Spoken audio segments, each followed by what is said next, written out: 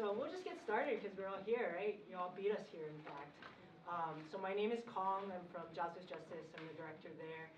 We're a labor community coalition of 30 organizations in San Francisco. I guess the left way of explaining our alliance is that we're kind of bringing together this block of working class people and people of color in the city. So, and then we'll go down the line here. Yulisa Elenes from Unite Here 2850. She's the secretary treasurer, and she's been there organizer for 13 years, part of so many badass fights like the Wood Fin in Emeryville, and of course the most recent Marriott strike. Lourdes Martinez, who's the policy director at Mujeres Unidas y Activas, both in the East Bay and San Francisco, organizing domestic workers and putting women immigrant workers at the forefront of the labor movement.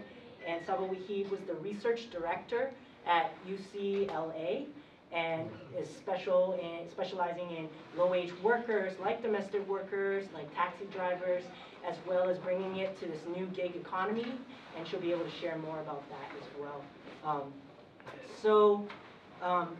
We're just gonna have each folk be able to talk a little bit about the organizing and the landscape and the context. And I just want to open up with one word, which is strike, right? Like if we're gonna talk about 2018, I think I see this like light in your eyes, right? Like light in my eyes too. We're talking about striking, right? Right now, 30,000 teachers with UCLA in Los Angeles are on strike going into week 2, right? Negotiations over this weekend, but they had 5 days of striking last week. This is the first time in decades that they're on strike. This is the second largest school district in the nation. And not only are they striking for teachers, right, but this is at the heart of this incredible struggle right now around public education. And in fact, pretty much against neoliberalism, right, that's been facing us for decades. And around this time last year, so if we just go back last year, the West Virginia teachers just rocked our world, right? By going on this long couple-week strike, and they actually were in a state that it was illegal to strike, but they struck anyways. And so the key theme, I think, here is this militancy. And they actually even extended their strike after reaching a deal, or a deal that they didn't feel part of, and went on a wildcat strike, even against what the union was hoping to settle as a deal. And they struck and they stayed with it and got a 5% raise, not just for themselves, but for every public employee in that state. And this against a Republican governor, a Republican legislature, right? And so much of this militancy is happening in the red states. And so they inspired people in Arizona to go out, winning a 19% raise, went out in Oklahoma. And this is forcing the state to raise taxes there, which they haven't raised in 28 years, right? So this is part of that neoliberal attack that's starving our public education system. That teachers are not only the forefront for themselves, but are the forefront of the struggle pushing back against this. And in Kentucky, Colorado, North Carolina, and you see other places like the Texas Lieutenant Governor, who's a Republican, also saying, well, I need to raise wages, right? So they put the fear in people, in the boss, and that's how it should be. And even looking back to California, in May of this year, there was 50,000 workers on strike with the UC workers right here on this campus, and then went out on strike again in October. And this was one among the largest strikes. And the strike wasn't just about teachers again, right? I'm sorry, it wasn't about teachers. It wasn't just about workers, right? The patient care workers, the service care workers, but it was also raising the incredible racial inequalities that were happening in the UC system about black workers and women workers. And then we turn over to the Marriott strike just this fall in San Francisco that lasted 61 days, right? People held out, and this was actually a product of years of organizing to line up those contracts and be able to have national power.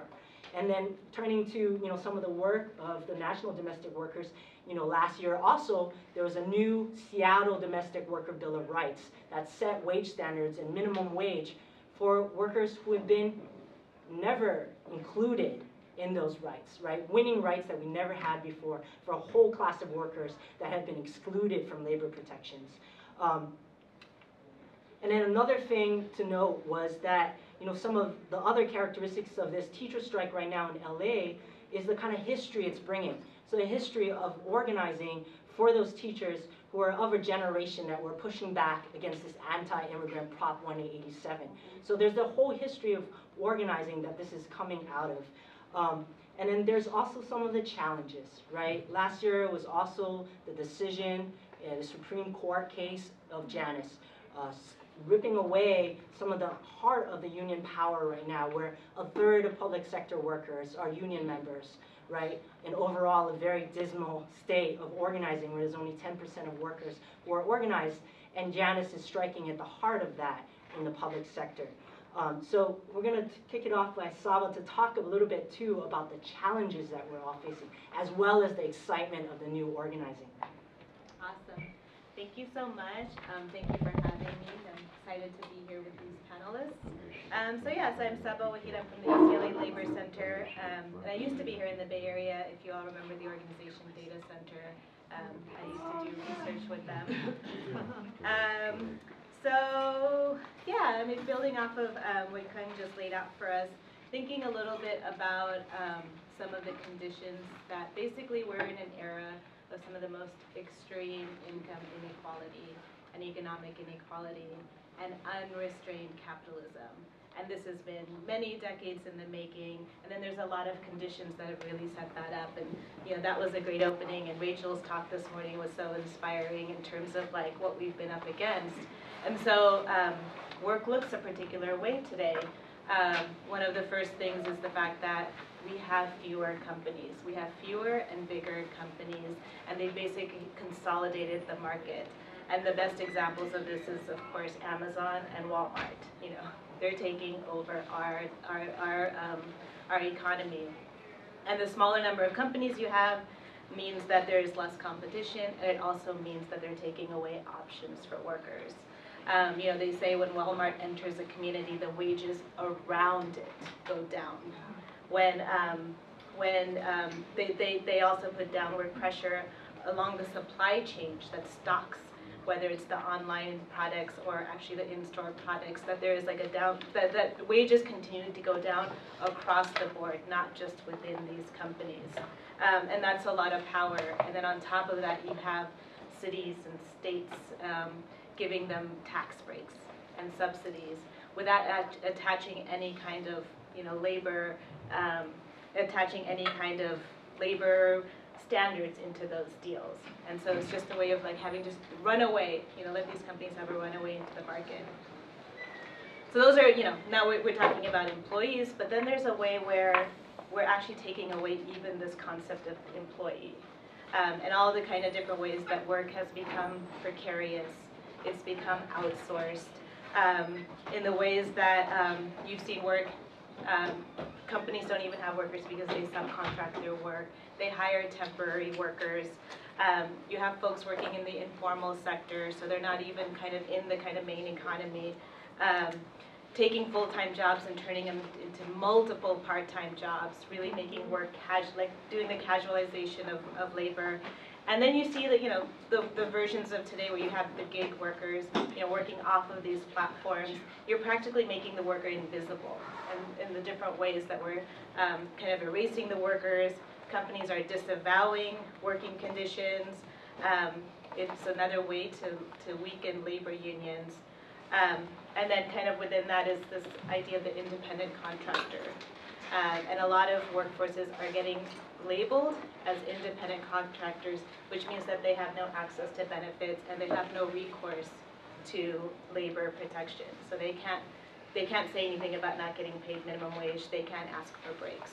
And all the kinds of like low-wage industries that are shifting their employees into independent contractors.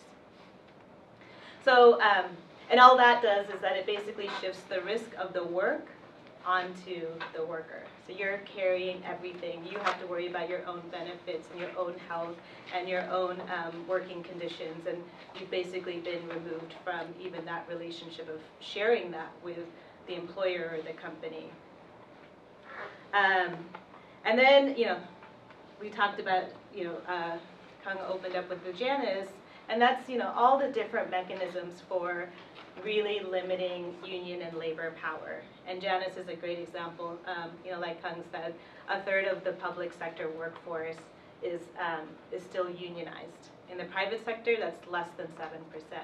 And so this is where we still have a lot of union power. And so of course there's a directed attack on public sector unions. So one way is Janice, which is to impact the kind of fees that people can collect. Another one was around being able to do class action suits. So there was another Supreme Court case that's basically making it difficult for private companies, for individuals, to be able to sue their company together. I saw this stat the other day where in the private sector, in the non-union jobs, which is most of them, mandatory arbitration, so the idea that you must individually negotiate those conditions of work when there's an issue, has doubled to 55% since the early 2000s. And that's almost 60 million workers that are forced into mandatory arbitration. And then, even with, kind of the different kind of words is that people are having to piecemeal their work. So many people are working many, many hours, but they're working 2 jobs. In the ways that the income is not being able, that isn't sustaining it. So someone might have a job and then they're working in the gig economy, and all the different ways where it's even in kind of the strong economy today, why is it that folks are still struggling? Why is, kind of part-time gig work still rising? And then finally, there's this kind of narrative that the robots are going to take your jobs, and that there's a real kind of fear base around, don't organize in retail because the shops are closing from technology. Don't organize, the checkers because that's going to be a robot. So I think that there's this kind of way where this, basically taking technology as a tool to suppress action. And finally, just kind of ending with the fact that, we're talking about folks in the labor market, but there are lots of people that are excluded or, kind of put into kind of informal parts of it. I'm talking about, Black workers who continue to face unemployment, underemployment, lower wages. Immigrant workers, especially through their status, continue to be exploited.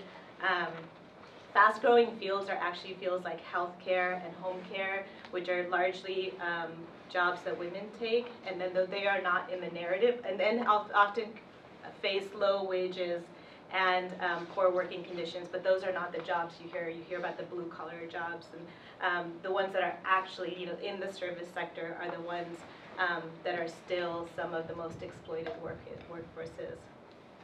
So that sucks. So maybe I'll quickly go into some, because I think I might be running out of time.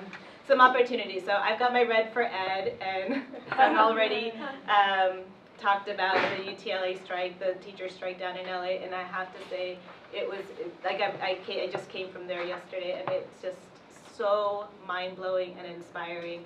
And I think it's because, the board in LA, which is largely, coming much more into a corporate privatized board, really expected there to be a backlash against the unions for striking, and really expected it, and it was the complete opposite. The whole county supported the teachers and were out there, and the press was positive, and people understood the issues, and it would just filled your heart to see your city standing with the teachers. Janice didn't kill us. So Janice was the thing that was going to kill unions, and actually a lot of the members, a lot of the unions are reporting their numbers. They didn't lose, they're not losing their members. They've reinvigorated their own organizing and are continuing to bring people in the fold. And so that first kind of go only just made the unions work harder, fight harder back. And also about new union pushes. So one of the largest growth within the unions is from young people. And I think that that's really important, and you see it in kind of the newsrooms, like the BuzzFeeds and the LA Times just unionized, and kind of the way that the new waves of journalism is bringing about unions. Some charter schools are starting to unionize. Private universities are starting to unionize. So there's this new wave of kind of union organizing and how important that is. And then the last few things I want to talk about is just how important it is what's happening on the local level. Like when you think about something that was like Fight for 15, we started kind of in cities, and then suddenly states were taking it on. And last week there was they introduced it, a Raise the Wage Act on the federal level. Even if it was largely symbolic, I think it's really important how much what happens on kind of the local level, local organizing has the potential to spread outward. Kung already mentions like some of the red states are actually passed some minimum wage laws. There's other initiatives like paid sick time, family paid leave, fair scheduling, child care, expanding health care, ban the box, like all these things that are starting on state levels and moving. The Domestic Worker Bill of Rights, there's like there's a federal bill there too. And so what happens in the cities and states is really important. Another thing that's really important about these is that they're not employer-based necessarily. What you're doing is setting standards for a city that can impact multiple industries. And that's really important because unions are also working with worker centers and community organizations and other allies in order to improve conditions for everybody. And so these kinds of legislations and policies have that kind of impact. There's fighting the companies directly. So there's just some new organizing. In New York, you have Staten Island workers fighting against, starting to organize against Amazon. In Minneapolis, Somali workers actually started to get some collective bargaining happening. Amazon felt the pressure and raised their wages to $15 an hour. And I did want to say, because I always love what happens in Europe, but they had strikes in Spain, Germany, France, Italy, and the UK this holiday season against Amazon. There's a Dynamex ruling, which could help address some of the issues around independent contractors.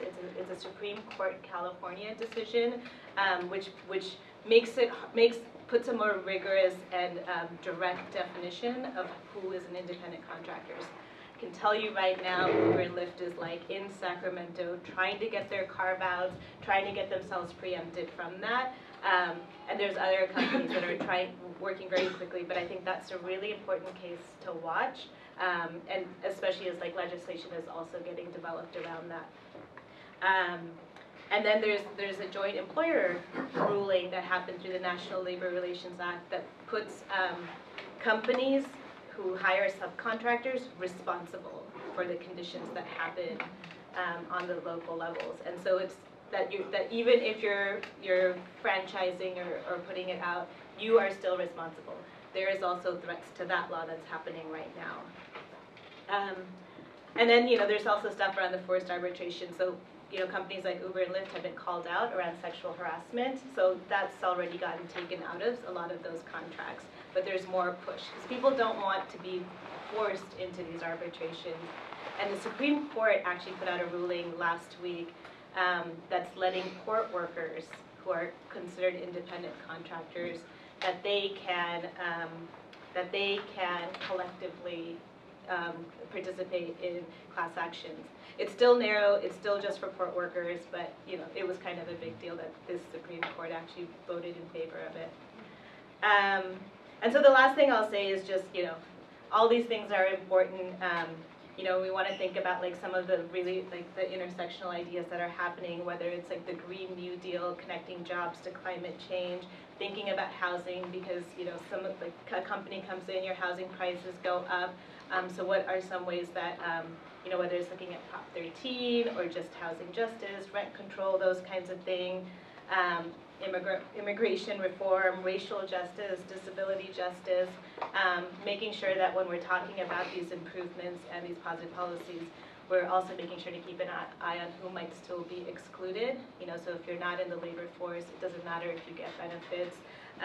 If you're in the informal sector, it doesn't matter if there's laws that are going to be better because you're often not going to have access to them. and there just might be different ways where you've been excluded from the work, and to make sure that we're keeping an eye on that as we move forward. Okay, sorry, I might have gone No, it's a really comprehensive background that we need. And speaking of excluded workers, speaking of excluded workers, I think that's a perfect segue into the work that Lourdes and Mua has done, because these workers are organizing. And it's not just union workers, it is people who have been excluded from unions who are also organizing. So, Thanks, Kung. Yeah, so hi everyone, I'm Lourdes Martinez again with the Mujeres Unidas y Activas. How many of you know us? Oh, that's awesome. Good. You've done your work. So, that's right. So I just want to keep 3 things in mind as I talk to you today. I want to talk about labor rights in the domestic worker sector. I want to talk about intersectionality and various forms that takes, and it's really important, and focusing in on immigration. So I'm going to start by sharing with you an observation of today's labor world that we've made from the domestic worker perspective, and then go back in history to share with you, especially those of you who are not familiar with the domestic worker sector, so that we can explore reasons and explain strategies. So the observation has been that, another kick-ass organization that you all know, eBay's here in the East Bay, has done this awesome report of the gig economy, the companies participating in it, Amazon, and I was shocked actually to see just how many services are getting involved in that. And it really struck me as I was listening to this, how the disempowerment of workers that had under established labor protections, they had some protections that this gig economy is attacking. It's taking the form of making them look more and more the way domestic workers have looked. Taking the word labor out of their work, and it's a gig. Taking the dignity of how you earn your livelihood out of these jobs. And I was like, wow, that sounds very familiar. Which is the first way in which intersectionality comes into play, like the importance of working together. I think for me, this has really highlighted why it's important that these other workers understand and know the history of domestic workers, and why it's important that we collectively work to uplift the most vulnerable domestic workers, because it's that age-old wisdom of we are all as strong as our weakest link, and so as we see these forces in today's economy to bring everybody back to where domestic workers have been pulling themselves up from, we have to really be simultaneously pushing domestic workers and uplifting them. And the good news is that Donald Trump be damned, and his xenophobia and racism be damned, domestic workers are empowered, and we are working really, really hard. It's incredible that during this time, the first Bill of Rights for domestic workers was introduced last November in Congress by Kamala Harris, and who is the other, someone in the House. And it's just incredible. It's an incredible feat. So I just want to go a little bit back in history, and I'll ask you again another question. How many of you know the history of domestic workers and the exclusion? So some of you with less hands, please be patient with me, all the experts out there. I just want to share a little bit about the key things that have been shared, really important. Domestic workers, when the labor movement was really getting strong in the 1930s, you had the seminal laws that created minimum wage, overtime protections, the right to collective bargaining, the right to unionize. Domestic workers at the time were predominantly black women with a legacy of slavery in their labor sector. And so they were explicitly excluded from those protections. Those laws explicitly excluded domestic workers. So domestic workers since then haven't had the protections even of minimum wage. Now, I will say that in terms of tactics and strategy, domestic workers have a different problem than the workers, for example, of Amazon, who are now under one big company. Domestic workers, just here in California, we have over 2 million employers. And so one of the challenges that we face is that it's really hard to come together, you can imagine, to collectively fight against an employer, for example. That's why the engagement of governments is really important, local municipalities, of having accountability be elsewhere, not just with an employer. But it has been a challenge as we have fought for domestic worker rights to think of enforceability and to think of how government agencies that have traditionally been in charge of enforcing labor rights, how did they look at enforcing? If they're only looking at that model, it's not going to work. So from that perspective, you might think that the exclusion of domestic workers from those protections is not a big deal. But one key and devastating impact that it has had is that domestic workers and labor unions and the labor movement have not been really together, throughout the decades. And there's some real harm done there because domestic workers are, even today when you still see a lot of black workers in domestic work, but a lot of them are immigrants. And so there's a new wrench thrown in there. A lot of other immigrants from South Asia. Here in California, many Filipino, Mexican, Central American, South American workers, other East Asian countries and African. I mean, just it's such a diverse workforce today. And that has, but it's still strongly female. And these two things combined are what we hear repeatedly as challenges for communication, relationship building with the labor movement. So another key place where the intersectionality with immigration, I think, really comes up, because of course there's a lot of immigrants in the labor movement and other jobs, but remember domestic workers largely are facing the exclusion as undocumented workers. So they don't have access to jobs where they would need labor authorization. And so this is just another key area where I see that need for intersectional conversations. So Mujeres Unidas y Activas formed really because of women that needed each other, immigrant women that needed each other, and domestic work became the issue because as undocumented workers, it was the only form of labor that gave them access to money, and yet they were not able to leave domestic abusive situations. And so domestic work was not viable for self-sufficiency. And so, we saw the intersectionality between those issues, being an immigrant, being a woman in an abusive home, and only having access to money through domestic work. I will just put a little side note there because I see this with the gig economy and the issue of dignity, which is the issue. This is the key word in our movement, is dignity. Is that one of the challenges in organizing domestic workers was through the years, and I will humbly say I wasn't here for this, so this is something I've learned from my comrades at MUA who have taught me about this, but just how challenging it was to get workers to identify themselves as workers. And to identify their form of work, to have a name for it, domestic work. So in the, what you might call, the development, capacity building, training of domestic workers, this is a really key issue. It's just really taking ownership of this form of labor and what that means. And appreciating what skills come with it, and not just thinking of them as, well, this is a woman's job, but like this is a skill, And I do see this reflected a lot in the gig economy today, and so I am worried about that, what I was talking about, the dignity of the worker. So MUA worked with other partners in California to form the California Domestic Worker Coalition, and at the national level, the Domestic Workers Alliance, which is the alliance that has been working with these congressional senator and representative to put forth this Bill of Rights. Something really awesome that I just really love this about Ai-jen Pu, the director of the National Domestic Worker Alliance. She talks about why this incredibly bold piece of legislation, and I'll just tell you, they're not only fighting to give workers a right to, minimum wage, right to overtime, unionize, but they're fighting to create pension systems for domestic workers that employers would put money into, to provide healthcare systems that would cover domestic workers. And to provide things like sick days, recognize sick days, and some form of capacity building, professional development. So we might as well really just shoot for what we really need, the real vision of justice.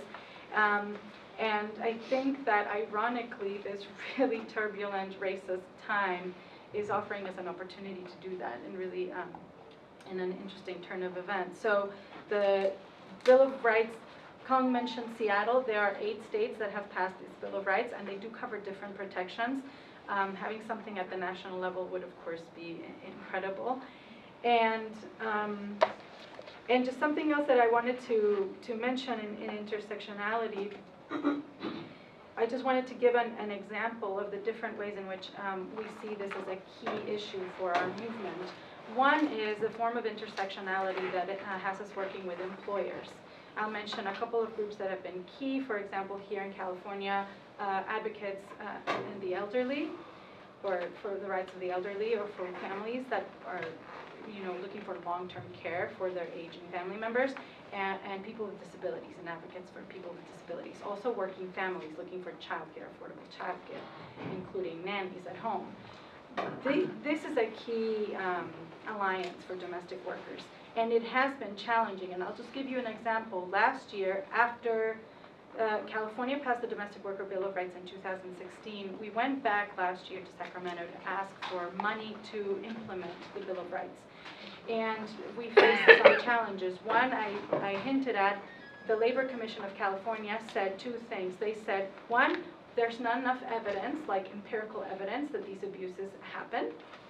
And apparently a history, in slavery wasn't enough for them. So we need to go to academics and ask them to give us numbers we can bring to them. And the other thing they said was, how are we going to enforce this? There's no way to go to 2 million people, and what you want is education. That's not what we do. We do enforcement. Like, we want you to bring violations, and we want to hold employers accountable. And of course, we want that too, and that turns out is easier when there's agencies involved that place domestic workers. But it's true, it's harder when it's individual employers. So we faced that with the Labor Commission. The governor, who luckily isn't there anymore, this really pissed us off. Yes. But his reason for vetoing was that we don't want to harm families that are trying to find long-term care for their elderly relatives. So for us, that was just, it was like hitting at the wound, hitting at the vulnerability of our movement, because it is exactly those alliances that need to be strong in order for us to move forward. That, the governor was really carving a division there, that we've known, it's been there. And the allies that we do work with in those sectors also have taught us a lot about, in their world, working with other people advocating for the elderly or people with disabilities, and what the challenges have been there for them.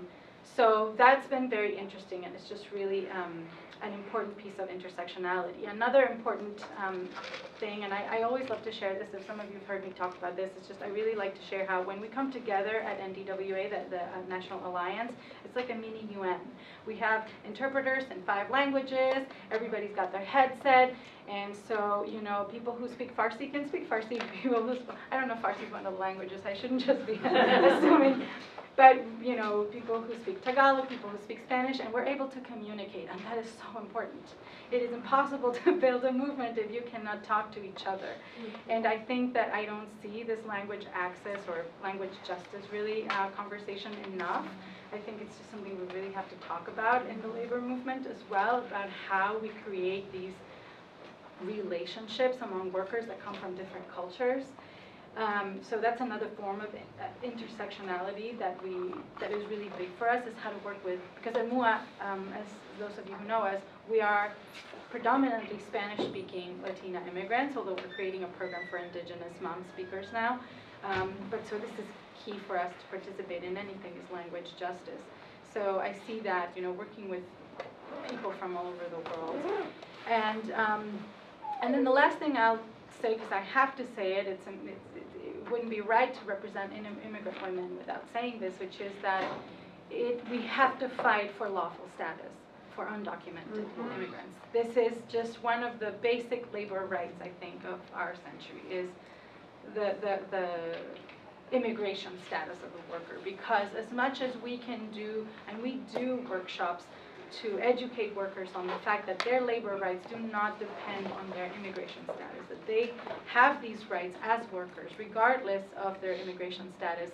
In reality, it's just not, it's not always viable to make that a reality for people who have so much to risk And I don't want to get into it. I hope that you all know what I'm talking about, because I could just tell you like countless of stories of what the fear of deportation does to people's ability, because it's not the will, it's really the risk assessment when you have family depending on you, when you have children. It's really a huge blow to their ability to organize.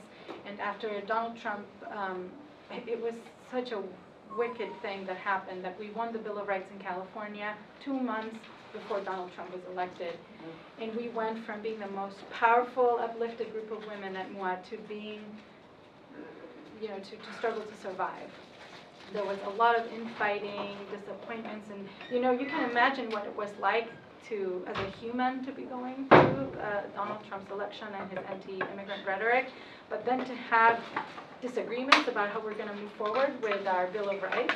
I mean, it was impossible to separate those things. Emotionally, we were such a vulnerable community, and it was a scary time, to see that. So I just really kind of want to leave with that statement of how important it is that when we talk about labor rights, we consider the state of persecution that undocumented immigrants are living under today, and how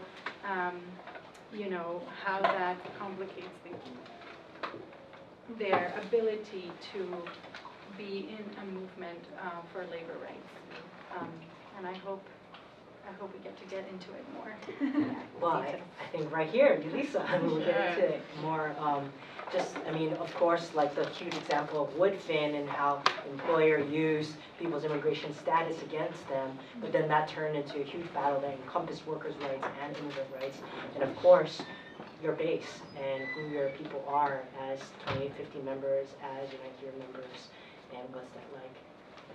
So my name is Yulisa. Again, I'm with Unite Here Local 2850. I come out of the rank and file. I worked at the Oakland Airport for 7 years before I came on staff. I got involved in the union as a worker and as a shop steward, and eventually got fired for my union activity. I was able to get my job back with back pay after a while, and then came back to work, and I just fell in love with the power of the union, and I knew that if it wasn't because of the union, I would have lost this job that was very important to me and important to my kids. As a single mom, as someone that grew up in East Oakland and not having access to good jobs, it was very important that I got my job back. So after that, I fell in love with organizing, and especially organizing women and women of color. My union is mostly made out of mostly folks of color, mostly women, and just learning how to teach, especially women, like I said, how to organize and stand up for themselves, not only in the workplace, but also at home. Just to see that change is incredible, right? When they learn how to leave a abusive husband, or stand up to their husband, to come to an action, or come to a rally, right? Something that we take as something that we just do, right? A lot of women actually can't just get up and leave and go to an action. Through the Marriott Fight, I want to talk a little bit about the Marriott Fight. We actually started that campaign a couple years prior to the strike. We lined up a lot of contracts to expire at the same time. Towards the end, the employer knew what we were up to, and they tried to buy workers off. So workers at some cities actually left money on the table to make sure that we lined up contracts for the 2018 expiration. Some contracts expired first than others. In Boston, their contract expired in January. So there was 8 cities: Boston, Detroit, San Diego, San Jose, Oakland, San Francisco, Seattle, and Hawaii, and it was close to a total of almost 8,000 workers that were going to be part of this fight.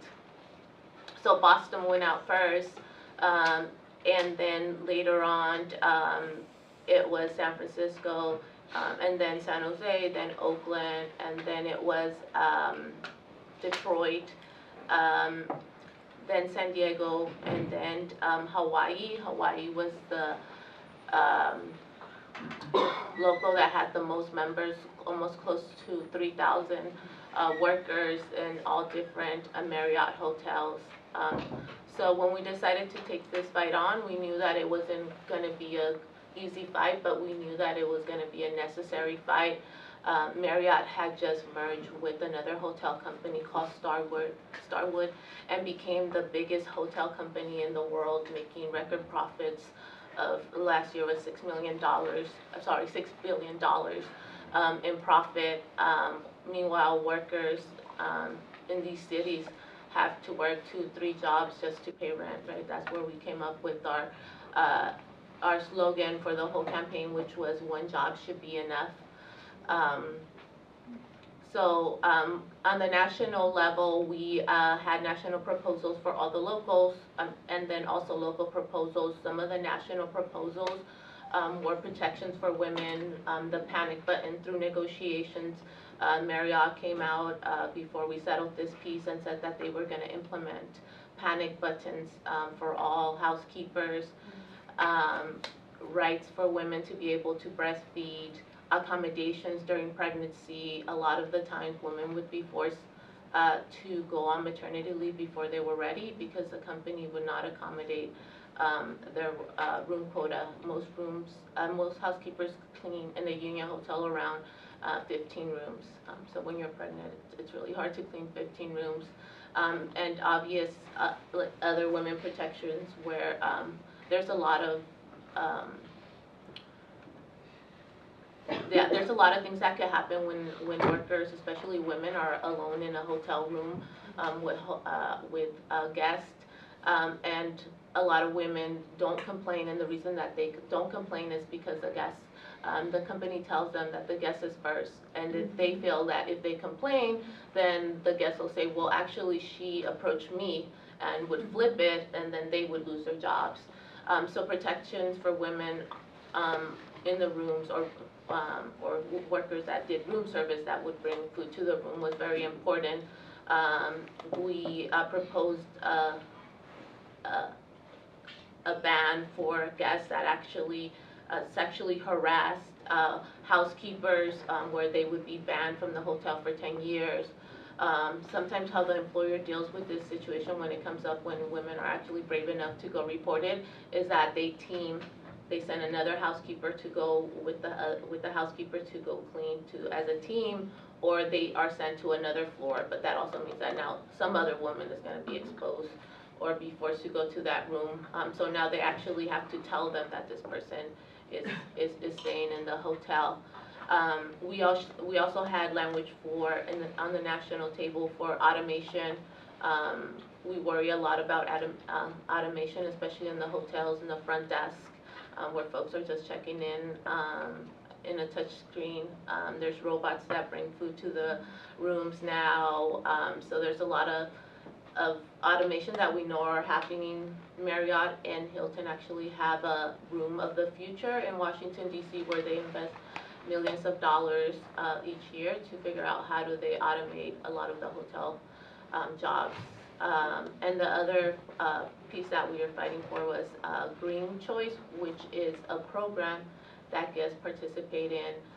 Either they get extra points, or they get a free coffee or a discount in their restaurant for not having service in their room.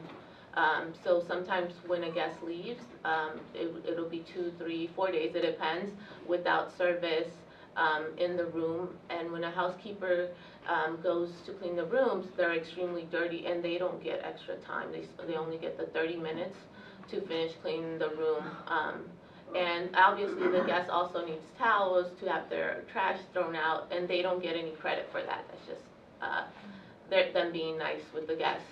And also, if 10 guests didn't want service in their room that day, that meant that 10 less housekeepers would work that day.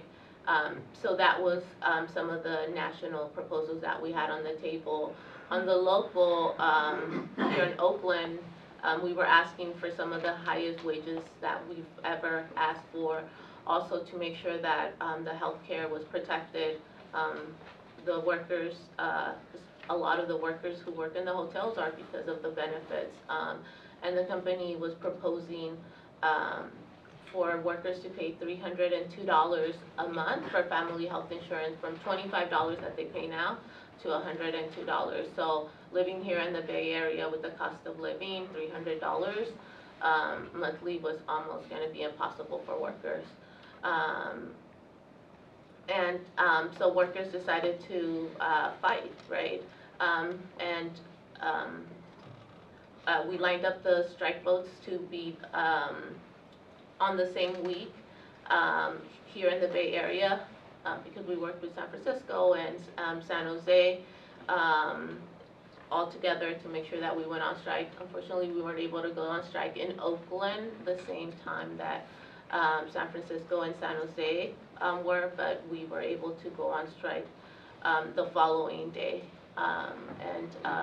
All the workers at the Oakland Marriott respected the strike. We had 8 people who crossed the picket line to go into work, which was amazing because we had not been on strike at the local for over 20 years. And we decided this strike was going to be an open-ended strike, so it was another piece that we had never done before, that we decided to do an open-ended strike. So we really didn't know how long the strike was going to last.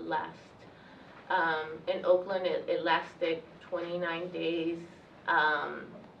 We were on strike for 3 weeks, and the employer's proposal was still for workers to pay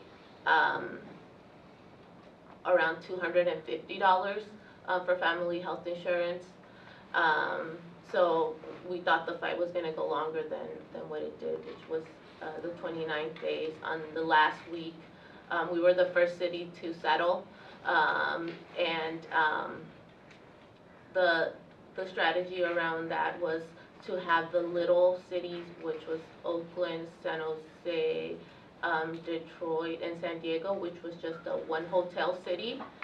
Because San Francisco had 7 hotels, Hawaii had 8 hotels, and Boston had 7 hotels that were on strike, to make sure that these cities got what they needed, and then go to the bigger cities that have multiple hotels. And workers won one of the richest contracts they ever won. They won, the first year they won a $2 raise, almost $1 each year, so it was a total of 4 years through the life of the contract. They protected their health care, they got improvements in their pension, and overall these workers are stronger than they've ever been. So it was a pretty exciting strike for them and for the city. We were in the heart of downtown Oakland, which was way different from when we got locked out in Castlewood Country Club in Pleasanton in the middle of nowhere.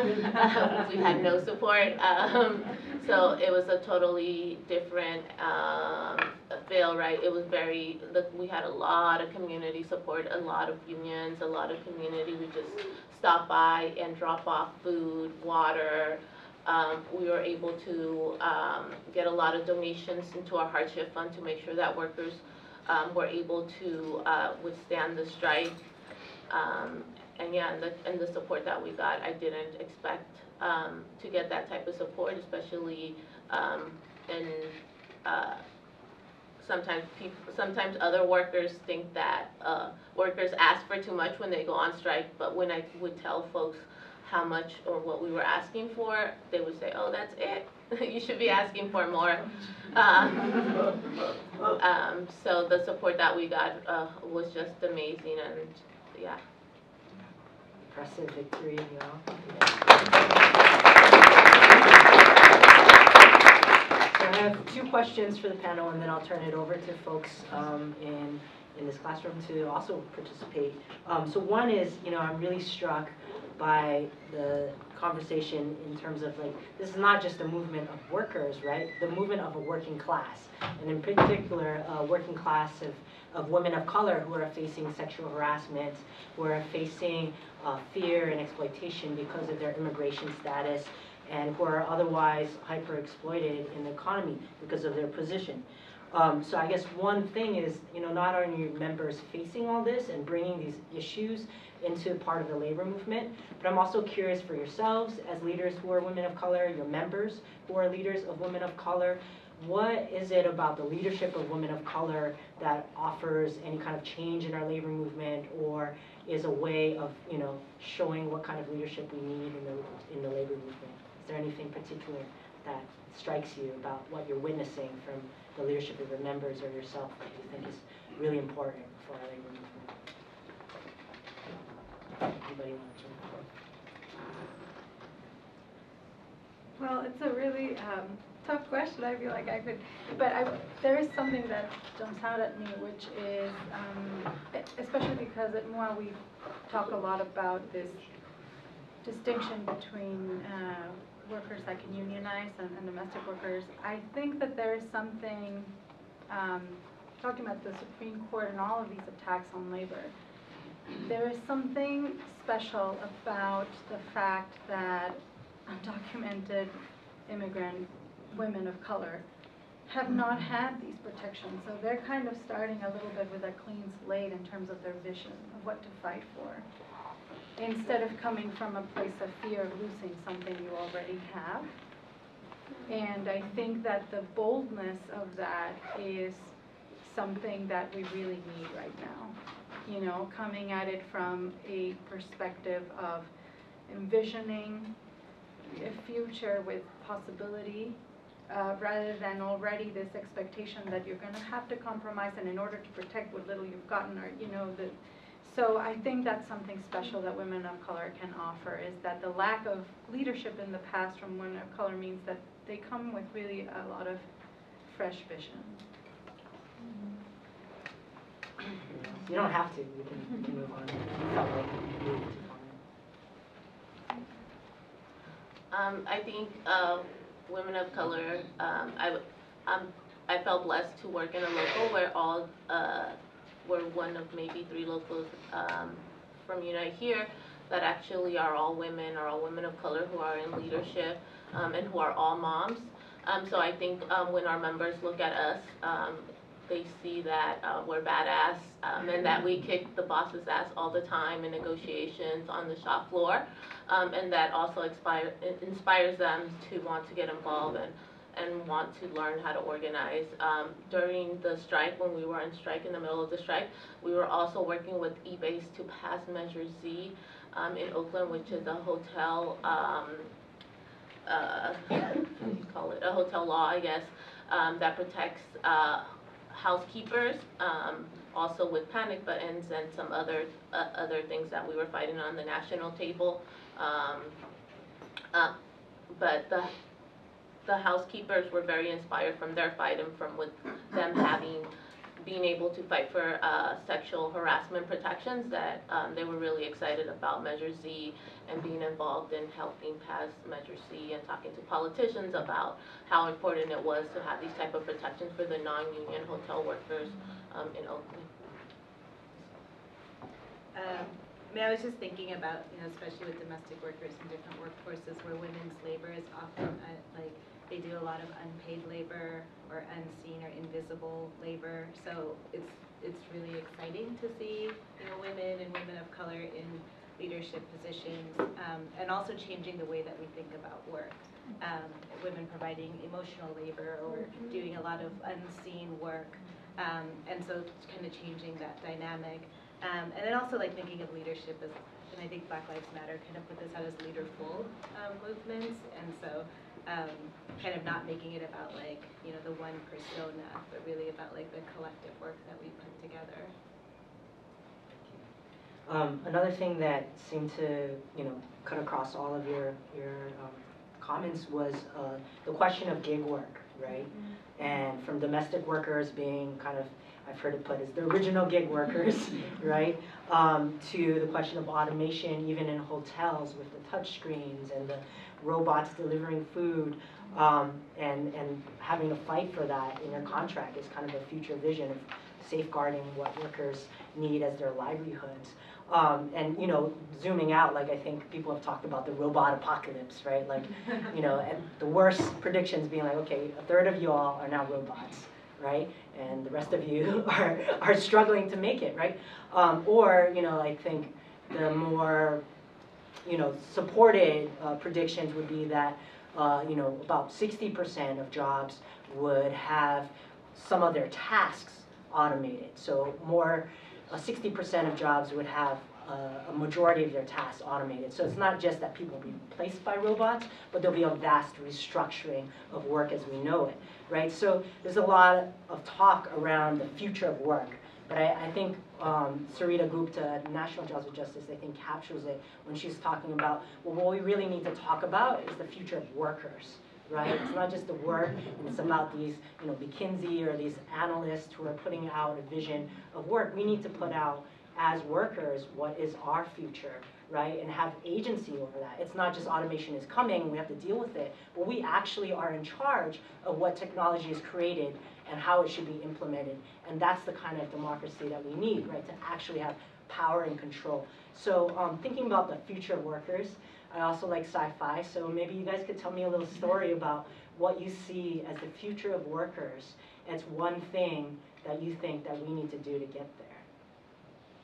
So some of the language in the proposals around automation was to have workers have the opportunity to learn how to fix the robots, how to fix the machines,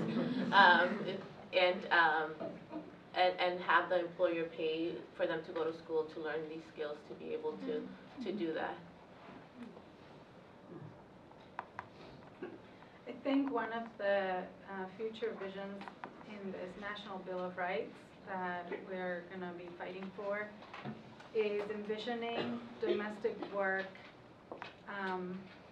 emotional labor, caring for children as they grow, caring for the elderly as they're on the opposite end of life, and caring for people with disabilities, seeing that as good work, awesome work, really capitalizing on, that's a bad word, but really harvesting what women have been sewing for centuries, and seeing this women's work as work that has dignity, that we are proud to do. I personally, in terms of science, like that kind of future, I would love to also see what the conversation about the I'm forgetting the concept, but universal income, like not having to survive with the pay for this work, but because it'll always be work, technology or not, there will always be work that we have to do, and so I would love to also talk about that. Like, this is work that we need, regardless, also, or separate from what we need to sustain ourselves. But I think that's it. That's the vision of that. Is how can we make these jobs be jobs that we want to do because it's important work, and just have it not be about the way that you mentioned original gig workers. I think right now the power dynamics in domestic work is completely false, because we all depend on domestic workers. And some of us would like to depend on them even more. We can't afford them, but we need that help at home. So that's the vision. I hope that answers it. Well, I feel like you all are in like ground zero what happens when technology takes over an area in terms of housing and jobs and who has access and who gets the high-paying jobs versus who gets, so suddenly the like decentralized kind of gig work. And I think that some of that happened just because a lot of our cities and our state sold us out for innovation and disruption, and didn't put, like, I hate the scooters. Like, I hate the scooters because they are not ADA compliant, and that they came out into the streets and were thrown across sidewalks. And, like, why is it that no one, like, why did the conversation not happen first? Yeah. About how what's the safety of the people riding them? Let's make some agreements and policies. I think Uber and Lyft did the same thing. They like rushed into the city, built a consumer base, and then said what? Like, you know, what policies, labor, like any of that. And I think that as we move forward, it puts us in a reactive position, and so how can we get into a proactive position?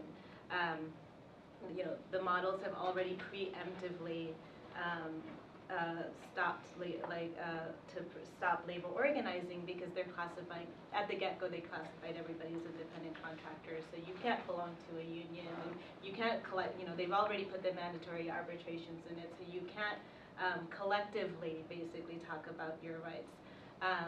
And so for me, like, the future of workers is to get ahead of that, because the technology is going to continue to expand in different ways. So how can we make sure that, like, all our policymakers are working with us, and not kind of just letting kind of companies kind of get ahead.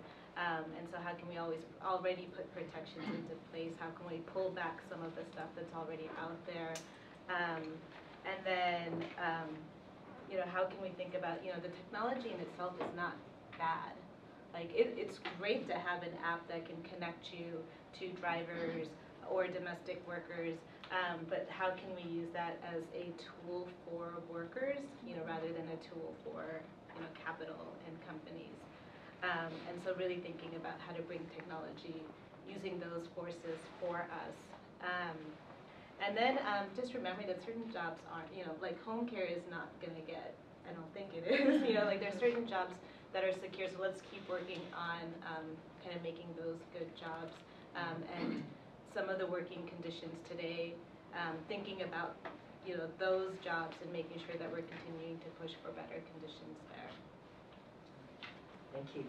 And I just want to, something, Lourdes, you said about work being something we want to do, like all the emotional and caring that goes into it, and how that should be lifted up and as work, but also not just, like when we talk about harnessing technology, right, that it's also shifting it in service of creating jobs that we want to do, right? Not that we're doing just to survive, but can we harness this to create a world where work is about something that we do that is fulfilling, that for ourselves and for the people around us.